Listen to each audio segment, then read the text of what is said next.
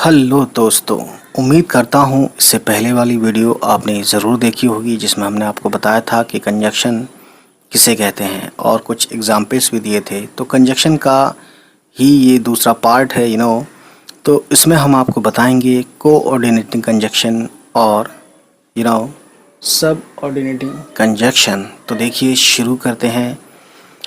तो मैं आपको बताना चाहूँगा कि तो अगर हम गिनती की बात करें कि कंजक्शन जो है कोऑर्डिनेटिंग वाले कंजक्शन ये कितने होते हैं, तो दोस्तों ये होते हैं नंबर में 7, है ना।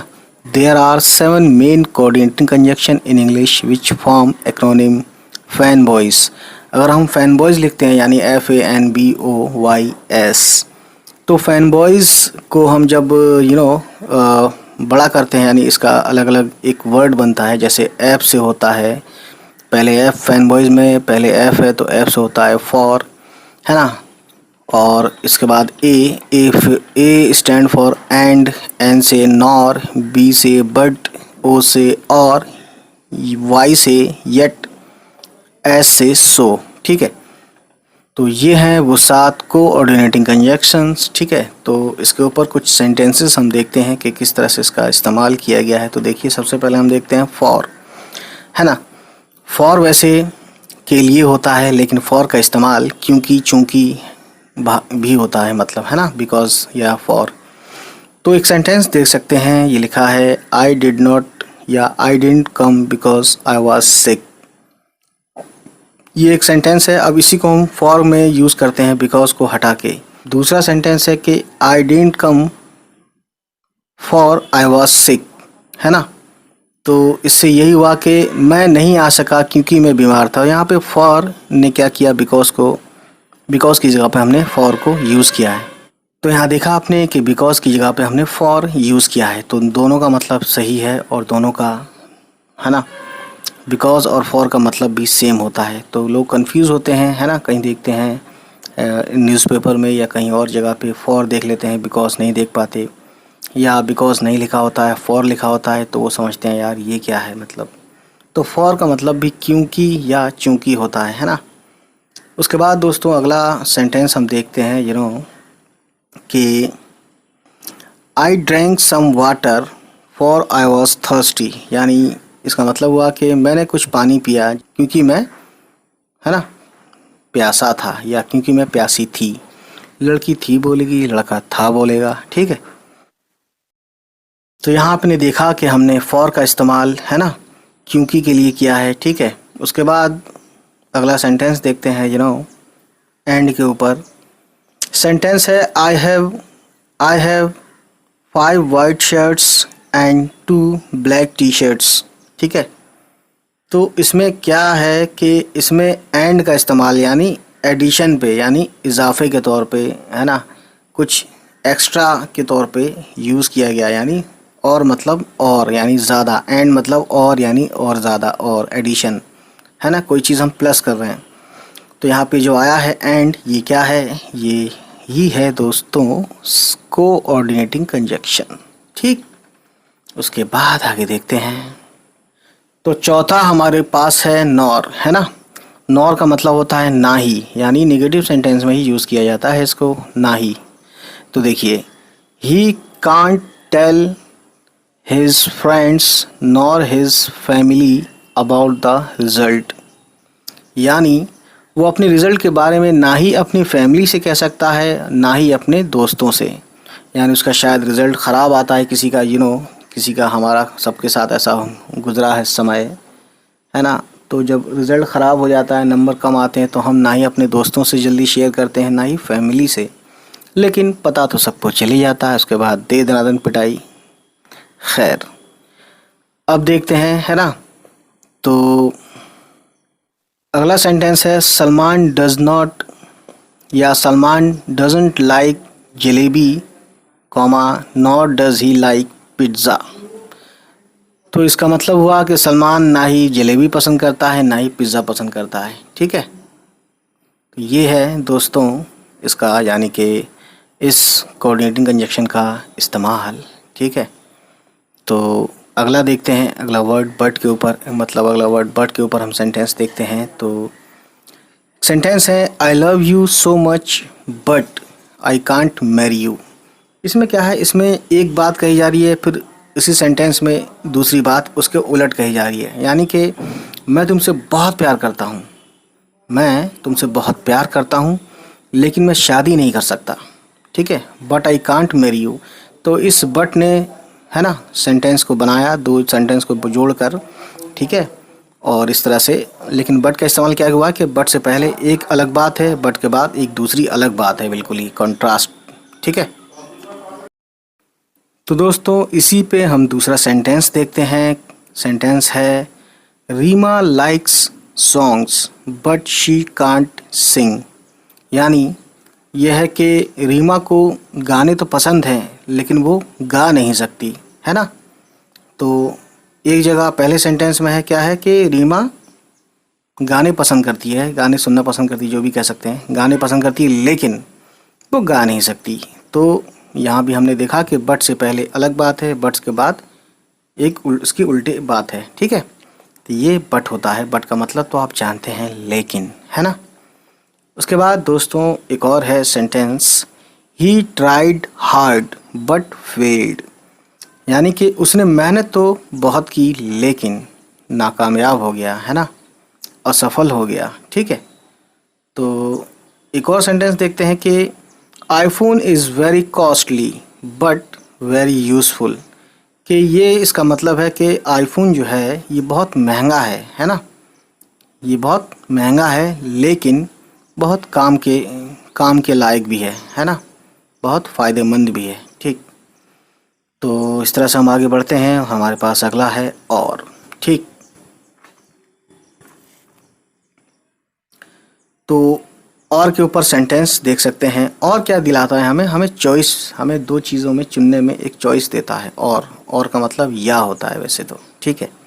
तो सेंटेंस कुछ यूँ है कि do you want to go by train और बाई कार। यानी कि क्या आप ट्रेन से जाना चाहते हैं या कार से। Do you want to go by train और बाई कार। तो यहाँ पे एक ऑप्शन दे दिया हमें चुनने के लिए, है ना, चॉइस लेना है, चॉइस दे दिया कि आप क्या ट्रेन से जाना चाहेंगे या चाहते हैं या कार से, ठीक है। ये हो गया एक और का इस्तेमाल। तो देखिए अगला है सेंटेंस इसी और पर, इज़ शी रीमा और सीमा। हमने कहीं किसी दो लड़कियों को देखा और उसमें कन्फ्यूज़न है थोड़ी, तो हम ये कहेंगे कि, और हमें लगता है कि हम ये कहेंगे कि पता नहीं वो सीमा है या सीमा है या रीमा है। तो हम ये क्वेश्चन कर सकते हैं इज़ शी रीमा और सीमा। यानी वो रीमा है या सीमा। अब इसमें ऑप्शन आ गया, चॉइस आ गई, क्या हमें रीमा सामने वाले से क्वेश्चन भी कर रहे हैं हम, इज़ पहले लगा दिए तो क्वेश्चन मार्क आ जाता है सेंटेंस में, ठीक है। तो खैर, तो यहाँ पे देखा हमने कि और का इस्तेमाल हमने इस तरह से किया, ठीक है। उसके बाद दोस्तों अगला है येट, ठीक है। तो दोस्तों इसमें एक सेंटेंस, येट का मतलब पहले बता दूं कि ये होता है अभी या मगर या फिर भी, है ना। इस तरह से इसके मीनिंग होते हैं, अलग अलग सेंटेंस में अलग अलग मीनिंग के हिसाब से हम समझते हैं इसको। I am poor yet happy.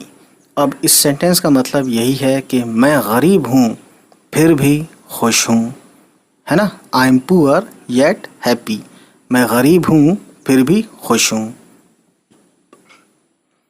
उसके बाद दोस्तों अगला वर्ड इसी वर्ड पर, उसके बाद दोस्तों इसी वर्ड पर अगला सेंटेंस है कि he played well yet he could not win the game, है ना।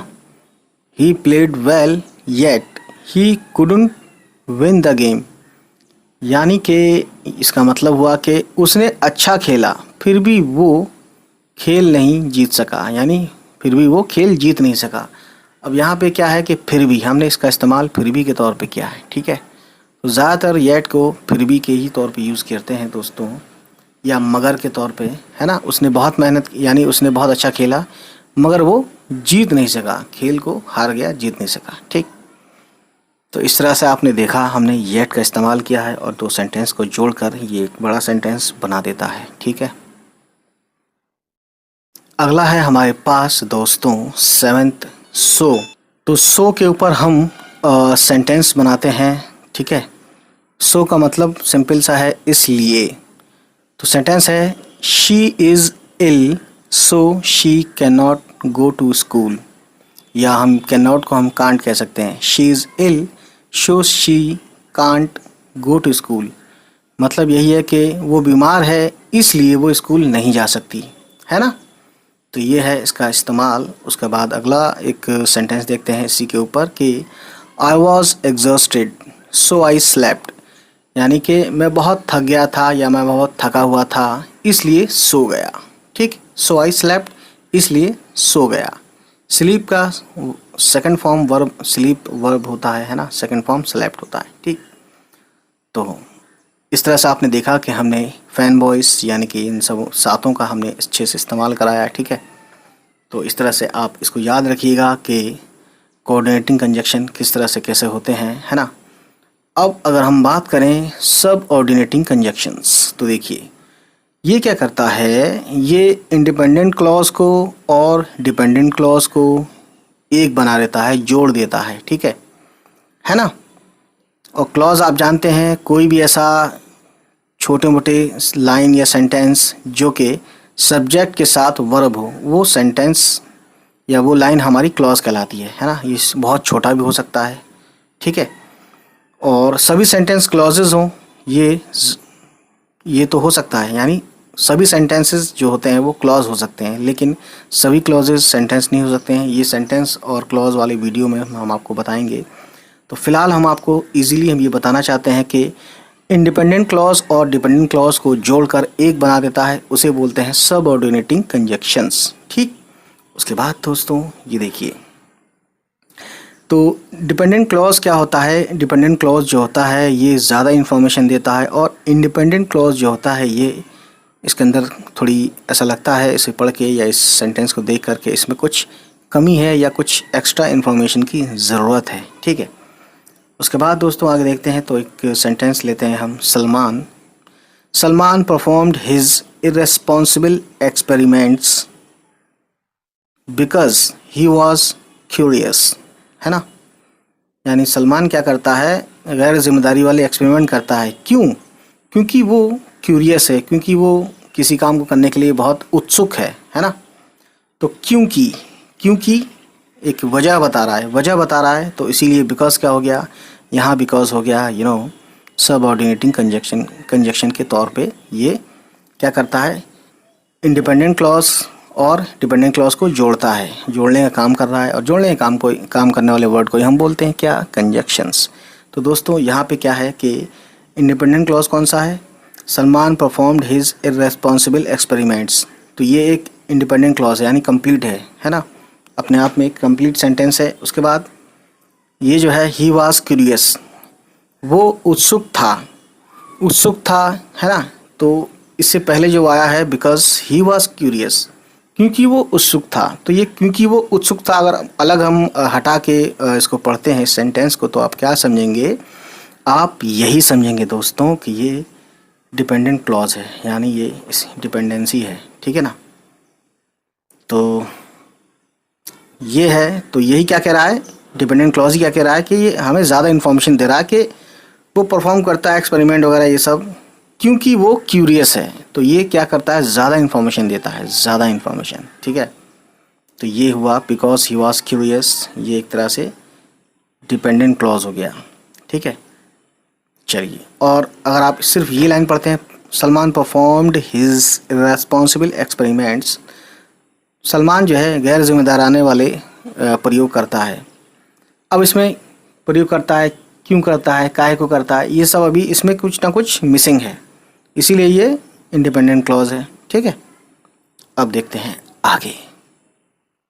तो देखा दोस्तों, बहुत सिंपल वे में हमने बताने की कोशिश की है इसमें, और इसमें आप देख सकते हैं कि कुछ सबऑर्डिनेटिंग कंजक्शन के एग्जाम्पल्स है ना।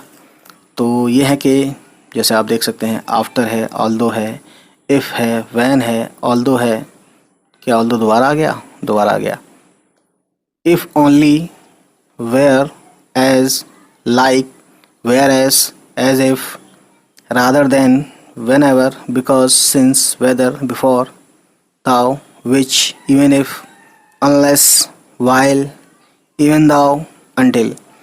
तो ये वो कंजक्शंस है जिसको हम सबऑर्डिनेटिंग कंजक्शन को के तौर पे इनको जानते हैं। वैसे ये सभी कंजक्शन है, चाहे वो सबऑर्डिनेटिंग हो चाहे वो कोऑर्डिनेटिंग हो।